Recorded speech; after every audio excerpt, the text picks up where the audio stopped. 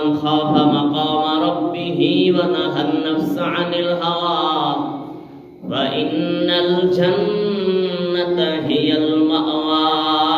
হর কে দারব কওবে হক তারদিল মাতাম জন্নাতুল মাওয়া দেহাত ওরা মাকাম জুজবা হক চিজ যে মখাজ ইনসুজা ফজলে ওরা মস্তে দর জুমলা জাহা।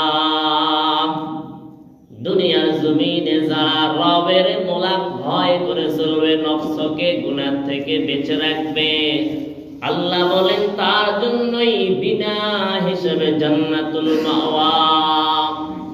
আল্লাহ তাআলা জান্নাত বানাইছেন।